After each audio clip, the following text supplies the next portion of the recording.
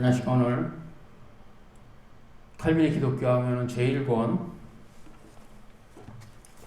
제10장 성경은 유일하고 참되신 하나님을 계시하여 모든 이방 신들을 물리치고 모든 미신을 교정한다. 이 주제를 가지고 살펴봅니다. 성경은 유일신을 계시하고 있으며 그래서 모든 이방 신들의 다신론적인 그런 신에 대한 교리를 배격하고 무엇보다 미신, 슈퍼스티션, 미신을 교정하고 있다고 이제 칼빈이 말합니다. 이 본문관에서는 우리가 성경은 로마서 1장 18절 이하입니다. 로마서 1장 18절에 보면 하나님의 진노가 불의로 진리를 막는 사람들의 모든 경건치 않은가 불이 돼서 하늘로 쫓아 나타난다 이렇게 말하고 있어요. 그래서 이 로마서 1장 18절을 보면 인간의 전적인 타락을 알 수 있고 전적으로 타락한 인간이 하나님의 진노를 피할 수 없는 상태를 말하고 있는 것을 알 수 있어요. 그럼에도 불구하고 바울은 로마서 1장 19절에 하나님을 알만한 것이 저희 속에 보인다. 하나님께서 이를 저에게 보이셨다. 이렇게 증거하고 있습니다. 이 의미는 무엇입니까?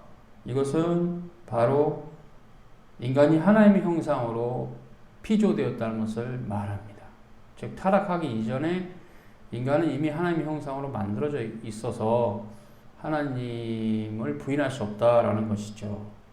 그래서 20절에 창세로부터 그의 보이지 아니하시는 것들 곧 그의 영원하신 능력과 신성이 그 만드신 만물에 분명히 보여 알게 되나니 그러므로 저희가 핑계치 못할 것이다.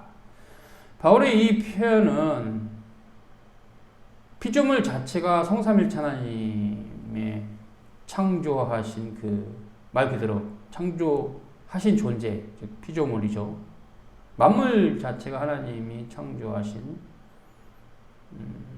창조물인데 그런데 그럴 뿐만 아니라 그 중에서 인간은 하나님의 형상으로 피조되었기 때문에 하나님에 대해서 희미하게나마 그 존재를 무시할 수 없을 정도로 가지고 있다는 것입니다. 이것은 이제 성경 우리가 그냥 본유관념이죠.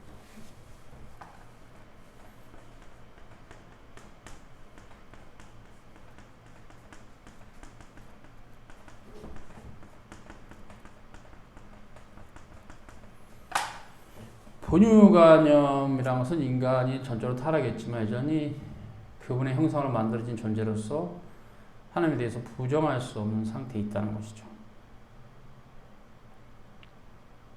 그런데 21절에 하나님을 알되 하나님으로 영화롭게도 아니하고 감사치도 아니하고 오히려 그 생각이 허망하시며 미련한 마음으로 얻어졌나니 스스로 지혜 있다고 하나 우준하게 되어 썩어지지 아니하는 하나님의 영광을 썩어질 사랑과 금수와 버러지의 형상의 우상으로 바꾸었다. 이렇게 말하고 있습니다.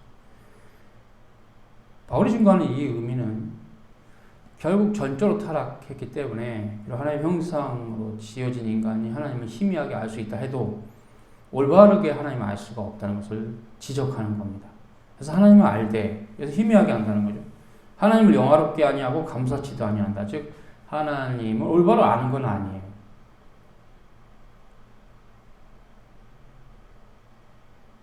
오히려 그 생각이 허망해졌고 미련한 마음으로 얻어졌는데 그 상태를 모르고 인간들은 스스로 지혜롭게 생각한다는 거예요. 그러나 우준하다는 거죠. 그렇게 되어서 썩어지지 아니하는 하나님의 영광을, 그렇죠? immortal, 그렇죠? 하나님의 영광을 썩어질 사람과 금수와 버러지 형상의 우상으로 바꾸었다. 이것은 이제 사도시대 당시에는 그 시대 주변 로마 제국이나 이집트나 바벨론의 종교의 형태를 통해서 유추해 볼 수 있죠. 인간의 형상으로 하나님의 형상을 유추했던 종교는 고대 그리스 종교죠. 제우스나 포세이돈이나 다 인간의 형상을 갖고 있으니까 결혼도 하고 막 싸우고 질투도 하고. 어찌됐건 그렇고, 금수와 버러지 형상은 이집트의 종교들, 피라미드에 새겨진 이집트의 신들의 형상 보면 알 수가 있어요. 굉장히 그 새의 형상도 있고 동물의 형상도 있고 그렇죠. 이런 형태의 우상으로 바꿨다. 모든 이방 종교의 공통적인 특징입니다. 이것은 거의 공통적이죠. 거의 공통적입니다. 아예 공통적일 수 있어요. 왜냐하면 먼 나라까지도, 즉 가나안에서 먼 나라의 종교도 그래요. 가시적인 우상을 만들지 않는 것을 그 종교의 전통으로 가지고 있는 종교는 구약에서는 여호와의 종교, 새언약에서는 기독교뿐이에요. 모든 이방 종교는 형상 숭배가 있습니다. 아쉽게도 기독교도 타락하면 형상 숭배를 합니다. 로마 가톨릭이 그렇죠. 형상 숭배는 십계명이 금지하는 것입니다. 하나님의 신적인 계명이죠. 그러나 타락한 모든 거짓 종교들은 형상 숭배를 합니다. 형상 숭배가 없는 종교가 없다고 했죠. 그런 누구는 모슬람을 문제 삼을 수 있어요. 모슬람 형상 숭배를 거부한다고. 그것은 기독교 아류, 기독교 이단급의 종교이기 때문에 그런 것뿐입니다.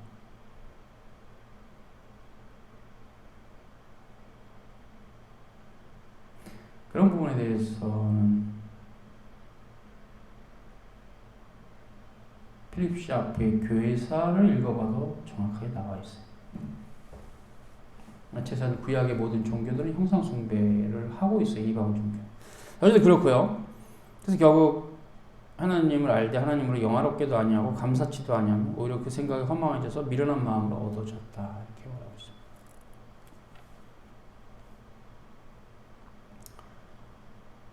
창조주 하나님에 대한 성경의 가르침에서 칼빈은 하나님을 아는 지식이 세계의 온 구조와 모든 만물들 속에 분명히 드러나 있지만 그의 말씀에 더욱 분명하고 친숙하게 계시되어 있다. 결국 이제 칼빈이 이 장에서 말하고 싶은 것은 성경을 통해서만 올바르게 하나님을 알 수 있다는 것입니다. 그래서 만물을 통해서 희미하게 신에 대한 지식 가질 수 있으나, 그래서 이방 종교들이 생긴 것이긴 하지만, 그러나 올바르게 하나님을 알 수 있는 유일한 길은 성경밖에 없다. 그 성경을 살펴야 유일하고 참되신 하나님을 알 수 있으며 모든 이방 종교의 거짓됨도 알 수 있고 미신도 교정할 수 있다는 것입니다.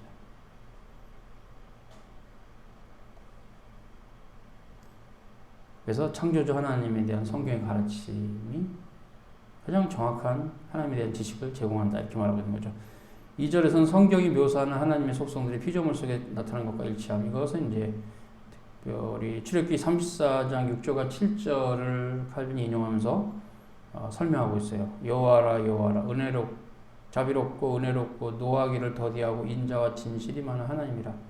인자를 천대까지 베풀며 악과 가실과 죄를 용서하리라. 그러나 벌을 면제하지 아니하고 아버지의 악행을 자손 3, 4대까지 보응하리라.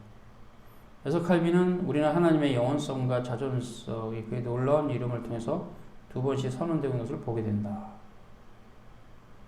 또 그렇뿐만 아니라 우리와 관계하시는 하나님의 모습이 드러나 있다. 이렇게 말하고 있어요. 즉 이 본문은 하나님의 속성, 자비롭고 은혜롭고 노하기를 더디하고 인자 진실이 많은, 인자를 천대까지 베푸신 하나님의 속성이 계시되어 있으면서도 악행하는 자를 자손 3, 4대까지 보응하리라는 하나님의 공의도 계시되어 있죠. 그래서 성경은 하나님의 속성을 계시하고 있는데 피조물 속에 나타나 있다. 그래서 흔히들 일반은 총차원에서 권선징악이라는 그 선을 권하고 악을 징벌한다는 그런 개념 자체가 인간에게 있는데 일반은 총이죠. 일반 계시죠. 그것이 더 분명한 형태는 하나님의 말씀인 성경이 있다. 그래서 성경에 하나님 속성이 계시되어 있고 그것은 이제 피조물 속에 나타나 있는 하나님 속성과 일치한다. 그렇게 칼빈은 말하고 있어요.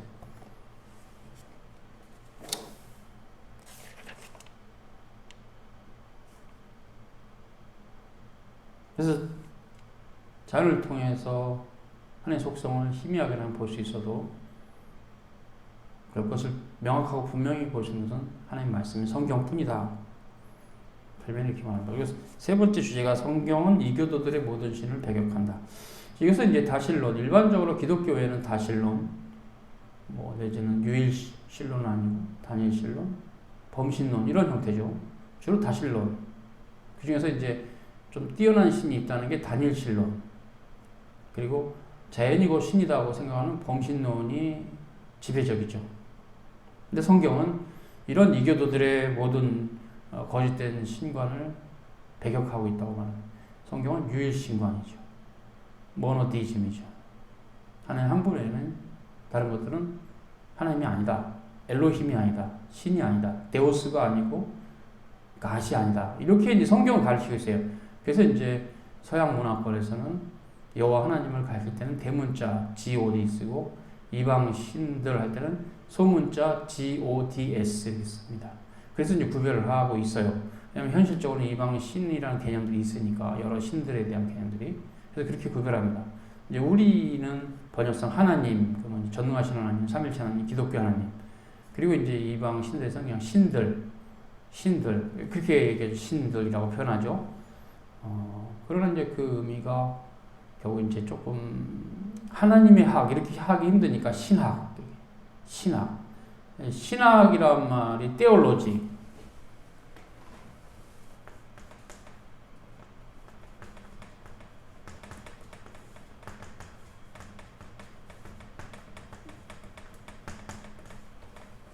어원은 데오스 로고스에 합성합니다. 하나님의 말씀. 그러니까 신학, 그러면 하나님 학. 그래 돼요. 데오스 로고스니까. 근데 신학이라 하죠. 왜 그러니까 일반적으로 이제 하나님도 신이라고 이방 신들도 신들이라고 하니까 이 신이라는 표현 자체가 동양 문화권, 특히 우리나라 문화권에서도 공통적으로 쓰는 말이다 보니까 이제 학 들어가면 신학, 하나님 학 이렇게 안 하잖아요. 신학이라 하죠. 신학. 테올로지잖아요. 원어는 데오스 로고스 하나님 말씀. 그러니까 신학이라는 것은 하나님 말씀을 계시를 해석하는 학문입니다. 계시를 벗어난 순간 신학이 아니에요. 이런 부분에 대한 이해도 해야 됩니다. 그렇지 않으면 자꾸 잘못된 신학들의 신자들이 놀아날 수가 있어요. 민중신학, 해방신학, 여성신학, 과정신학 이런 말도 안 되는 신학이 놀아날 수가 있어요. 성경을 올바로 해석한 정통신학 외에는 신학이라고 할 만한 건 없어요. 실은 다 그냥 쓸데없이 갖다 붙인 것 뿐입니다. 그래서 신학의 어원을 따라가면 데오스 로고스 하나님의 말씀을 해석한 것 이렇게 되니까 우리가 명확하죠. 그래서 신이란 말 하다 보니까 여기까지 나왔는데 이방 종교에서는 신들 이렇게 쓰죠. 어쩔 수 없어요. 우리 문화권이 그러니까. 그래서 신학이란 말이 생긴 거죠. 어쨌든 간요. 그럼 성경은 말합니다. 유일신, 성삼일체 하나님, 또 이 땅에 오신 인자가 되신 하나님, 예수 그리스도 이렇게 중보자 이렇게 말하고 있어요. 하나님에 대해서. 그래서 다신론도 배격합니다. 신이 여럿 있다 아닙니다. 우리는 한 하나님이지. 삼일체 하나님. 그리고 단일신론은 당연히 배격하고요. 범신론 그냥 자연이 곧 신이다. 이것도 배격합니다. 놀라운 것은 BC 주전이죠. 주님 오시기 전에 인도의 힌두교가 범신론이고 그 사상에서 나온 불교가 범신론인데 18세기 이후에 서양의 신관이 범신론으로 갑니다. 놀랍게도. 이신론, 무신론, 뭐 허무주의, 뭐 이제 그 정도 가면 범신론하고 비슷해지는 건데, 첫 번째는 이제 18세기에서는 유럽의 문화가, 신에 대한 문화가 하나님은 계시는데 섭리하지 않는다. 이게 지배적이었어요. 문화권 자체가. 그러다가 19세기가 되면 무신론, 신이 존재하지 않는다. 20세기가 되면 이제 허무주의가 들어오면서 그냥 뭐 자연이 신이다라고 말할 만한 범신론적인 요소가 됐어요. 그럴 만한, 대놓고 뭐 그렇다라고 그러지 않을지라도 그런 것과에서 우리가 볼 수 있는 것은 범신론. 자연을 신으로 일치시키고 자연을 초월하게 계시는, 자연을 통치하신 하나님, 성삼일체 하나님에 대해서 부정하는 교리가 현대 유럽 문명 가운데 왔죠. 그것이 과학주의 시대하고 같이 왔는데 매우 위험한 세상이죠. 그래서 성경은 그 모든 것을 배격합니다. 놀라운 건 BC에 있었던, 주전 시대에 있었던 인도의 범신론이 오히려 AD 18세기 이후에 유럽의 문명에 영향을 주면서 많은 경우 지금은 뭐 범신론적이죠. 뭐 신이 없다고 믿죠. 많은 사람들은 신이 없다고 믿는데 그때 이제 그런 형태 주로 범신론. 굳이 신이 있다 해도 범신론적인 형태죠. 대부분 문화가 그래요. 영화를 보거나 매스컴을 보면 신에 대한 관점은 범신론이라고 봐야 돼요. 그래서 해겔은 신은 발전하는 역사다. 이게 해겔의 신관이죠. 범신론이죠. 신이 발전하는 형태라고 믿고 역사가 신이라고 봤으니까 범신론이죠. 거기서부터 이제 칼 마르크스의 유물론적인 이제 변증법이 발생하는데 이런 형태는 다 범신론이죠. 이렇게 범신론으로 극단적으로 간다면 정말 뭐니 해도 뭐니가 최고다라는 말이 되게 되는 물질주의이고 향락주의이고 그리고 이제 실용주의죠.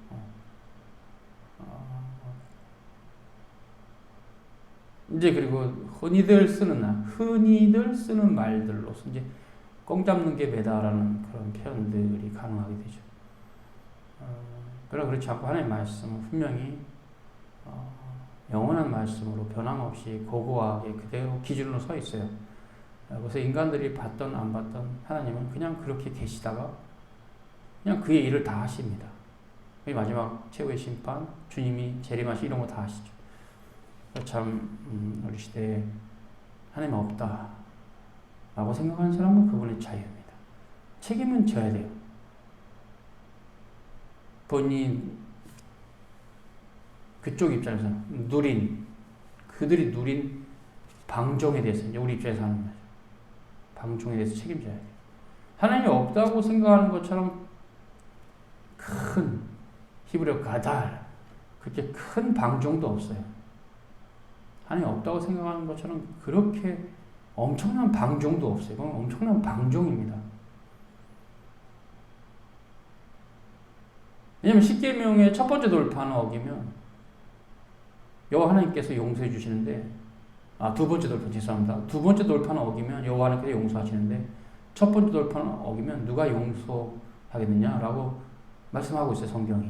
그 말은 뭐냐면 해석하면 이웃 간에 뭐 죄를 범하면 여호와 하나님께서 그냥 용서하시면 되잖아요. 너네 화해해라. 내가 너희들 다 용서해 주마. 다독거리는데 하나님을 대적하면 하나님께서 불쾌하게 여기시고 용서하지 아니하시면 누구로부터 용서받겠어요? 천지를 창조하신 창조주신데. 그래서 엄중함에 있어서는 실은 두 번째 돌판보다 첫 번째 돌판의 계명이 엄중합니다. 다만 예수님께서는 너의 열매로 너를 보겠다고 말씀하신 것은 두 번째 돌판인데요. 그래서 이제 실질적인 모습이 그렇게 나타나니까 그래서 실천적 무신론이라고 칼빈이 그랬는데 그래서 그럴 뿐 실은 법의 엄중함에 보면 첫 번째 돌판을 어긴 죄가 크죠. 두 번째 돌판을 어긴 죄보다 중하고 그렇기 때문에 하나님이 없다라고 믿는 이런 태도는 첫 번째 돌판을 거부하는 거잖아요. 굉장히 위험한 죄죠. 뭐 그러나 그 백성은 언젠가 또 깨닫고 돌아오기도 하니까 무신론으로 살다가 기독교 유신론으로 돌아온 신자들이 많이 있으니까. 또 지금 우리가 전도해야 될 대상이다. 무신론자들을 전도하니까 17세기나 16세기 이전보다 더 전도하기가 어렵죠. 무신론적인 사람에게 중첩해서 가르쳐야 돼. 이중적인 가르침이 있어야 돼. 하나님 계신다는 것을 잘 설명해 줘야 되고, 그 하나님이 참되신 하나님은 여호와 하나님인 성삼일체 하나님인 것을 잘 설명해 줘야 되기 때문에 이중적인 복음 전파의 어려움이 있죠. 그럼 어찌됐건 간에 또 그 시대에 맞게 해야 되니까 해야 되겠죠. 그러면서 바빙크의 일반 계시와 특별 계시 개념은 상당히 우리에게 설득력 있게 이방인들에게 하나님 계심을 말하기 좋아요. 어쨌든 그렇습니다. 그래서 성경은 이교도들의 모든 신들을 배격한다. 이제 성경은 다신론, 무신론, 범신론을 배격합니다. 자연을 만드신 만물의 초월하에 계시는 성삼일체 하나님이 계시다. 을 말하고 있어요. 또 그가 그 백성의 구원을 위해서 그 사랑하는 아들 구주 예수 그리스도를 보내셨다. 그 예수 그리스도는 아버지 하나님 옆에 계신 하나님, 호 로고스, 호 데우스, 곧 하나님 자신이셨다. 동일 본질이죠. 이런 놀라운 교리들을 신자들은 학습을 하고 잘 알고 또 성경을 또 살펴내죠. 중요한 교리죠. 그래서 성경은 이교도들의 모든 그런 범신론적인 또 다신론적인 신앙을 배역하고, 또 미신도 미신의 중요한 특징은 주술인데요. 주술은 반퍼슨의 책에 의하면 신화적 사고방식의 산물을 하죠. 주술. 알죠, 주술? 어떤 사람을 미워해요. 그러면 그 사람의 인형을 만들어요. 집신이나 옛날에 시대. 그래갖고 막 쑤셔요, 칼로. 주술이죠. 부적을 붙이는 것도 주술적인 행위죠. 사업이 잘 되기 위해서 점장한테 부적을 삽니다. 돈 주고. 그 부적을 몸에 지니고 다니면 사업이 잘 된다. 주술이죠. 그러니까 이런 미신에 대해서 성경은 명확하게 배격하고, 참되신 하나님을 따라가는 것은 그런 미신, 눈에 보이는 어떤 부적이나 어떤 신비한 어떤 체험을 따라하는 게 아니고 하나님의 말씀을 따라하는 거다. 핵심적인 부분은 실은 십계명이 다 있어요. 두 번째 돌판, 첫 번째 돌판 다 거기 안에 첫 돌판, 두 돌판에 다 있어요. 하나님 어떻게 섬겨야 되는 예법이, 그것을 해석하고 설명한 게 모세오경이고, 또 후대 또 기록들도 맞아. 성경 전체가 십계명을 말하고 있고, 그 십계명을 완성하신 분으로 우리 구주 예수께서 오신 것이고, 그래서 예수 그리스도를 안다는 것은 십계명을 안다는 것과 아주 무관하진 않아요. 십계명 우리가 완전히 지킬 수는 없으나 이 땅에서 그 계명을 완수하신 분이 예수님입니다. 그래서 복음은 율법을 극복하고 율법을 올바른 길로 인도해주는 빛이죠. 예수 그리스도죠. 예수 그리스도밖에는 소망이 없습니다. 오늘 여기까지.